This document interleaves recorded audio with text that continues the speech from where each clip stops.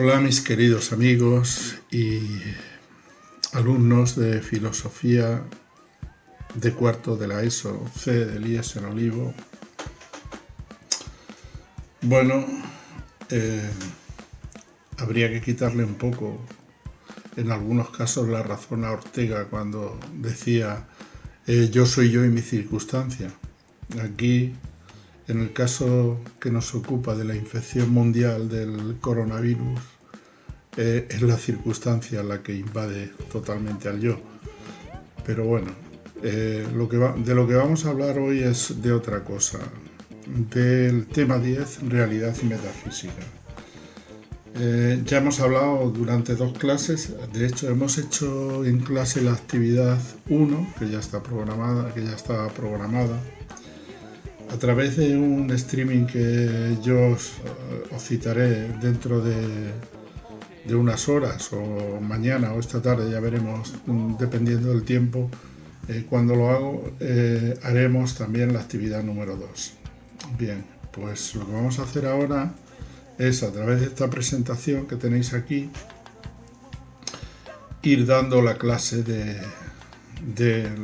tema 10 y de paso introducir las preguntas pertinentes para examen. Bien. Vamos al índice, pues aquí tenéis. En la introducción ya hablamos de la diferencia que hay entre realidad y apariencia, o sea, es decir, la auténtica esencia de las cosas o sus sustancias se esconde, ¿verdad?, detrás de las apariencias, que es lo visible, ¿verdad?, del mundo, ¿no?, la apariencia. Por otra parte, la apariencia también fue la fuente de inspiración de la filosofía, en el sentido de que fueron las apariencias de las cosas reales lo que deslumbraron, digamos, la necesidad de saber de los filósofos, lo que hicieron posible esa admiración, ¿verdad?, a través de esa apariencia. Y después, en la segunda parte de la introducción, justamente, a ver, vamos a poner verde, porque esto es tan rojo. Bien. Aquí, el problema de la metafísica, o el problema de la constitución de la metafísica como ciencia, que ya, como vimos en Kant, y es el segundo comentario de texto que yo os he puesto como actividad. ¿Por qué no se constituye la metafísica como ciencia, al igual que otros saberes lo han hecho, como la matemática, la física, etcétera, ¿no?, la biología, en fin? ¿Por qué? Pues Kant analiza este problema en su crítica de la razón pura y es objeto del comentario de texto número 2. Bien. Un recorrido histórico, ¿verdad?, del pensamiento sobre la realidad, es decir, la metafísica, en la historia, pero muy breve, deteniéndonos solo en los grandes paradigmas, ¿no?, como es el paradigma griego, el moderno y el contemporáneo. Dentro del griego veremos a Platón y Aristóteles. Dentro de la metafísica moderna, que es fundamentalmente crítica, veremos a Descartes un poco, a Hume y a Kant. Hume y Kant son verdaderamente críticos, y después en la crítica contemporánea de la metafísica nos detendremos en 3 autores. Nietzsche, como ejemplo paradigmático de los maestros de la sospecha, el positivismo de Comte y su derivación en el neopositivismo lógico del siglo XX, incluido ahí Wittgenstein. Por último, veremos el concepto de realidad o naturaleza en la historia de la filosofía antigua, moderna y contemporánea, lo que se ha dado en llamar filosofía de la naturaleza. Vamos a pasar del tema de la libertad, que viene en los apuntes que yo os he entregado, pero puesto que hemos hablado ya de determinismo, mecanicismo y libertad en la unidad anterior, me parece que es un poco redundante volver otra vez sobre lo mismo. Por lo tanto, lo he pasado y me he dirigido dentro de la metafísica otro problema que no es exactamente la realidad en cuanto a un concepto global, sino la realidad en cuanto a existencia humana, ¿vale? ¿Qué sentido le damos a la existencia? Bien, pues esta es la cuestión. Vamos a empezar pues directamente. Bien, ¿qué es la metafísica? La introducción. Aquí tenéis en el libro donde pone reflexionamos, la metafísica no es una ciencia. Vale, aquí vemos el textito de Kant, como habla, ¿no?, de que en realidad es un saber que no se puede constituir por una serie de razones, ¿no?, porque no tiene un método asumido, porque sus enunciados no tienen la forma científica, etcétera, ¿vale? Bien, ¿qué es la metafísica? El punto 1. Dice la metafísica, la pregunta por la esencia de la realidad. Vale. Cuando hablamos de la realidad, hay que oponer esa realidad a la apariencia, ¿vale? Porque la apariencia es lo mismo que la oposición entre razón y sentido. Según los griegos, la razón nos aportaría la verdadera realidad o la realidad simplemente. Y los sentidos nos harían ver la apariencia, es decir, porque claro, los sentidos nos hacen ver las cualidades subjetivas de las cosas, que muchas veces no existen realmente, es decir, el color, el sonido, el olor, todo este tipo de cualidades que después en la filosofía moderna se han dado en llamar cualidades secundarias, existen solo para el sujeto que las percibe, por lo tanto la apariencia se mostraría ahí. Entonces la pregunta metafísica es, ¿cuál es la realidad? ¿Qué es la realidad? ¿Cuál es la verdadera esencia de las cosas? Y aquí es donde está el planteamiento. ¿Por dónde nos viene esta verdad de las cosas, esta esencia, esta sustancialidad? ¿Por la razón o por los sentidos? Bueno, pues aquí es donde está la clave, ¿no? Entonces, a partir de esta pregunta, primero fueron los presocráticos, ¿verdad?, que confinaron o buscaron un elemento físico-material para explicar la esencia de la naturaleza y lo descubrieron en el Argé, en Tales de Mileto, por ejemplo, en el agua, en Demócrito y Leucipo fueron los átomos, ¿verdad? Para Demócrito fueron los 4 elementos, la tierra, el fuego, el aire y el agua, etcétera. Entonces, vamos a ver, siguiendo un poco este tipo de reflexión, ¿qué consideran los grandes filósofos del periodo ático, es decir, de la filosofía griega del periodo ontológico, Platón y Aristóteles? ¿Qué opinan, verdad, de lo que es la realidad? Bien, pues las concepciones de Platón y Aristóteles son bastante opuestas acerca de este tema, ¿vale?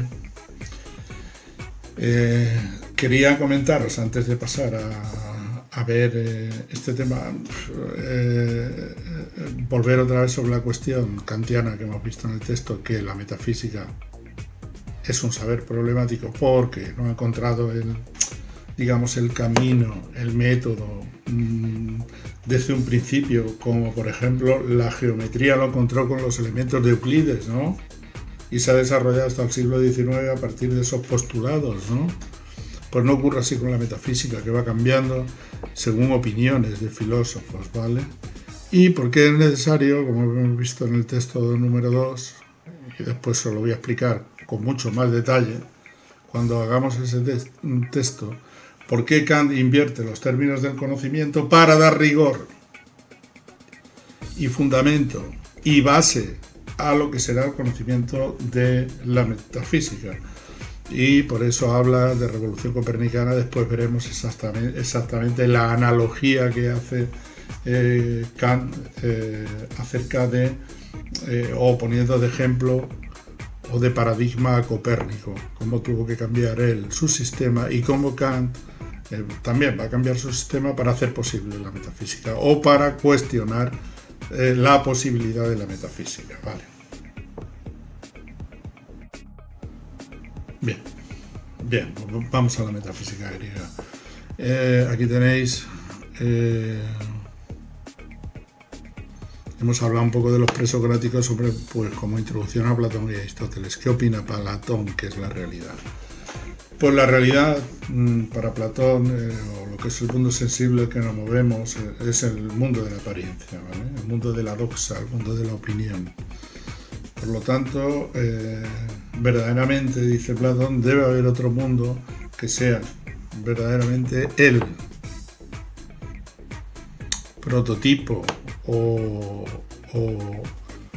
digamos, el mundo arquetípico o el mundo genéticamente anterior a este mundo sensible, del cual este mundo es una copia. Es decir, este mundo sensible sería una copia o derivación o emanación de un mundo anterior que es un mundo perfecto, que es el mundo inmóvil, eterno, que es el mundo de las ideas, ¿vale? Y este mundo de las ideas, del cual este mundo sensible es una copia, lo sitúa en otro... es trascendente, es decir, no tiene nada que ver con este mundo, lo conforma en otro tipo de realidad ajena a nuestro cuerpo y afín al alma. Por eso también se da en Platón otra cosa que se llama dualismo antropológico, que es una derivación del dualismo ontológico, que ya hemos visto cuando estudiamos el tema del ser humano. Bien, bueno, pues la verdadera realidad supone algo invisible, que es el mundo de las ideas. Y ese mundo de las ideas se puede llegar a conocer por medio de una ciencia que se llama dialéctica y que es una ciencia afín a la razón y no a los sentidos. Por lo tanto, fiel a su teoría, Platón va a trazar una línea donde habrá 4 tipos de conocimiento, 2 conocimientos o 2 fases del conocimiento o 2 niveles de conocimiento que corresponden al mundo sensible o al mundo sensible que son, es decir, la dianoia y la noesis, perdón, el pistis y la icasía, es decir, la imaginación, ¿verdad? Y la imaginación y la creencia, y después, en cuanto al mundo inteligible, va a distinguir también 2 tipos de conocimiento, que son la dianoia, que es el conocimiento matemático, ¿verdad? Y la noesis, que sería ya la pura reflexión dialéctica sobre las ideas, ¿vale? De forma que en Platón todo está entrelazado, ¿verdad? Bien. Aristóteles se opone absolutamente a este dualismo. Dice que el ser es la esencia, es lo que es, y lo que es está en el mundo sensible. Y como biólogo que es Aristóteles y hombre de ciencia, se va a centrar exclusivamente en lo que es el ser real, el ser que se mueve, el ser en movimiento, y no esas esencias inmutables que Platón transportaba a otro mundo. Por lo tanto, la inmanencia del conocimiento, es decir, que se muestra en el ser individual, que a la vez sea universal y necesario para conformar lo que es la ciencia, claro. Entonces la metafísica se hará la ciencia primera cuando estudie las causas, ¿verdad?, primeras y los principios primeros del ser. Porque claro, el ser se dice de muchas maneras, dice Aristóteles. Y la primera manera de decirlo es el ser como sustancia, es decir, como esencia. ¿Qué es? Y la esencia va a ser la definición, el concepto de lo que sea el ser. Claro, esto es universal. Si yo digo, por ejemplo, yo soy un ser humano, estoy definiendo el ser como una esencia, es decir, no lo estoy definiendo como, por ejemplo, una circunstancia o un accidente, sino como es siempre, ¿vale? Pues entonces es un saber universal y necesario.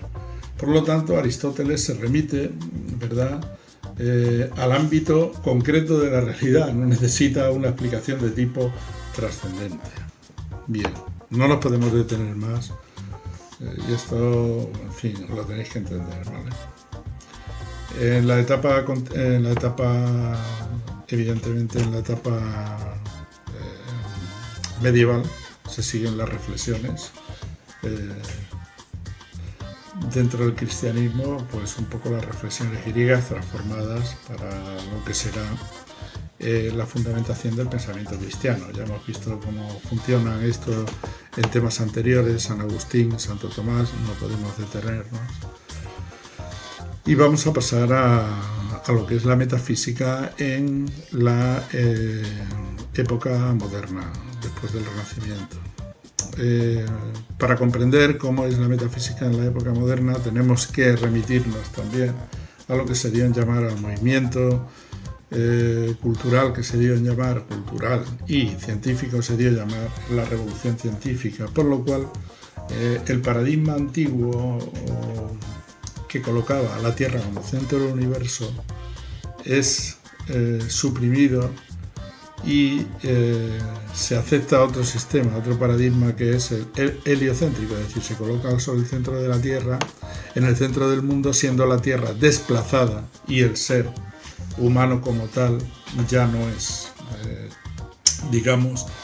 como decían los cristianos, el centro de la creación. Bien, bueno, pues a la luz de esto tenemos que comprender un poco la crítica a la metafísica que se lleva a cabo sobre todo con Hume y Kant, no sin antes hablar de la concepción metafísica de Descartes, porque Descartes, una vez que descubre el cogito, es decir, una vez que descubre o disuelve las dudas que vimos para llegar al conocimiento de una verdad inmutable, que era el pienso, luego existo, a partir de ahí deduce que hay dos grandes sustancias, o hay un dualismo sustancial, que es el dualismo que por una parte concibe, por una parte, o una de las sustancias es la res cogitans, que es el pensamiento, y por otra la res extensa, que sería la materia, que sería la extensión, ¿vale? Bien, por lo tanto reconstruye un poco la metafísica según los cánones racionalistas, pero a esto se va a oponer, a esta posición que se va a llamar dogmática, porque acepta el dogma de la razón como fundamentación de todo, se va a poner Hume y Kant. Hume desde un fenomenismo, es decir, que solo existen los fenómenos que se me aparecen a mí a la mente. Por lo tanto, el principio y origen y final del conocimiento va a ser lo que a mí se me aparece a los sentidos, y después las transformaciones que se pueden hacer a partir de esos datos primarios, es decir, por medio de asociación de percepciones o de ideas, pero no se puede ir más allá. Es decir, por lo tanto, conceptos como sustancia, Dios, etcétera, o causalidad o causa, son conceptos que están fuera del conocimiento humano. Por lo tanto, de ellos tenemos opinión solo. Y Kant, lo mismo, ¿verdad? Pero más elaborado, va a decir que a la metafísica no le corresponde ningún fenómeno. Es decir, las grandes ideas metafísicas de mundo, Dios y alma, es decir, no tenemos de ellas ninguna percepción. Por lo tanto, no son fenómenos en sí, sino que estarían fuera. Es decir, serían ideas que sirven únicamente para recomponer, ¿verdad? O aglutinar sensaciones, percepciones, pero que en realidad no tienen ninguna existencia en sí. Vale, lo dejamos aquí. El próximo día seguiremos, para no hacer esto muy denso, con la crítica a la metafísica desde la filosofía contemporánea. Chao.